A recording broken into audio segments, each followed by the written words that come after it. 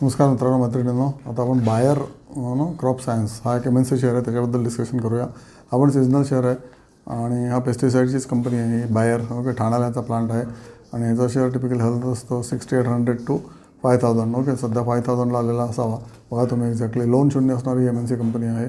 ROC 20% आहे, ROC 25% आहे, P/38 आहे, म्हणजे रिजनेबल आहे, चीपच म्हणायचं MNC कंपनीसाठी.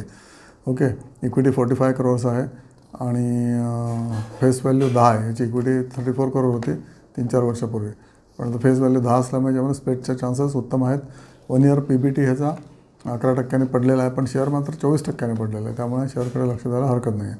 ओके, 10 वर्षामध्ये याचा सेल्स वाढला आहे 2 times. ओके, आणि प्रॉफिट वाढला आहे किती तर 1.8 times. म्हणजे profitability is not kept pace with the sales. Profitability down झाले, मार्जिन डाऊन झालेलं आहे असं दिसतं आहे. डिव्हिडंड चांगलं देतात आहे. 99% डिव्हिडंड पेआउट आहे या कंपनीचा. म्हणजे जे मिळतात प्रॉफिट तो पेपर प्रॉफिट नाही आहे, सगळेच ते वाटून टाकतात. ओके, आणि ऑब्व्हियसली 75% स्वतःकडे आहे कंपनीकडे आहेत. 71.44% प्रमोटरकडे आहेत, त्यामुळे ते डिव्हिडंड बाहेर जातं. बघा, MNC कंपन्यांचं डिव्हिडंड सगळं बाहेर जात असतं. ओके, त्यामुळे या कंपन्या इथे प्रॉफिट घेतात आणि बाहेर पाठवतात. Okay, 99% profit is going away.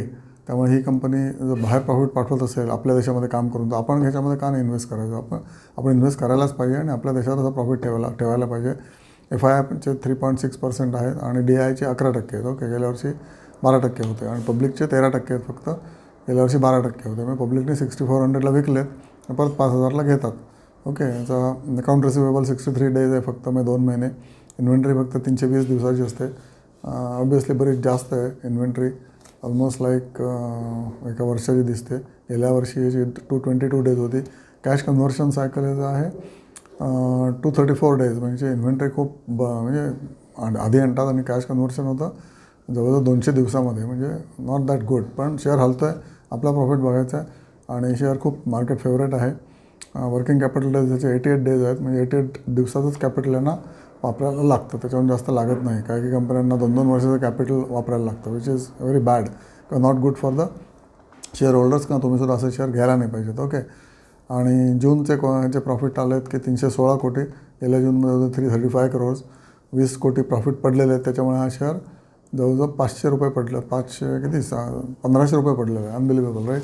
पण MNC शेअर आहे, त्याच्यामुळे बघायला हरकत नाही आहे.